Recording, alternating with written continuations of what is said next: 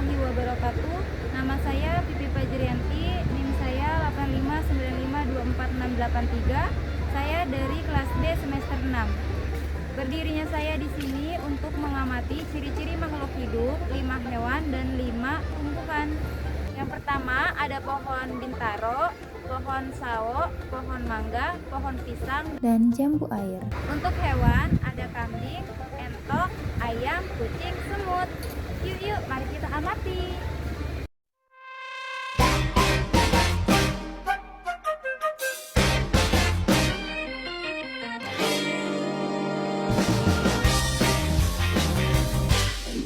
Pohon bintaro bergerak dan peka terhadap rangsangan adalah daun dapat mengarah ke cahaya matahari. Ia bernapas melalui stomata pada daun. Ia memerlukan nutrisi, yaitu membuat makanan sendiri dengan fotosintesis. Tumbuh dari kecil menjadi pohon yang besar, berkembang menghasilkan bunga dan buah. Pohon sawo bergerak dan bereaksi melalui daun, peka terhadap cahaya.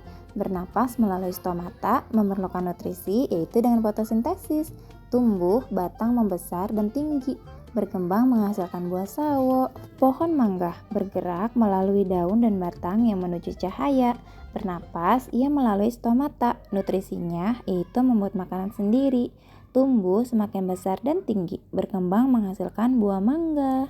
Pohon pisang bergerak dan bereaksi melalui daun, membuka dan mengarah ke cahaya. Bernapas melalui stomata, menemukan nutrisi melalui fotosintesis. Tumbuh, batang semua bertambah besar, berkembang menghasilkan tunas dan buah pisang. Pohon jambu air bergerak dan bereaksi melalui daun mengikuti arah cahaya matahari. Bernapas melalui stomata, memerlukan nutrisi melalui fotosintesis. Tumbuh dari kecil, bibit menjadi besar, berkembang berbuah jambu air. Masuk ke kategori hewan, yaitu yang pertama ada kambing. Bergerak, memiliki alat gerak aktif berupa kali untuk berpindah tempat, bernapas dengan paru-paru, memerlukan nutrisi yaitu bersifat herbivora, yaitu makanannya rumput.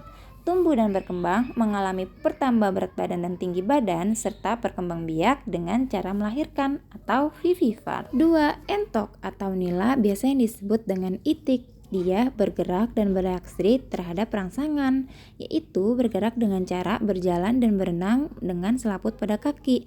Bereaksi pada saat dipegang seperti mengeluarkan suara khas saat merasa terancam. Entok bernapas dengan paru-paru dan pundi-pundi udara. Memerlukan nutrisi, entok juga mengkonsumsi berbagai jenis makanan atau yang disebut dengan omnivora, mulai dari dedek, sisa makanan. Entok juga mengalami perubahan ukuran fisik seperti tubuhnya perlahan besar, berat badan bertambah dan bulunya berganti menjadi bulu dewasa yang tahan air. Entok berkembang biak dengan bertelur atau yang disebut dengan ovipar. Ayam bergerak dan bereaksi.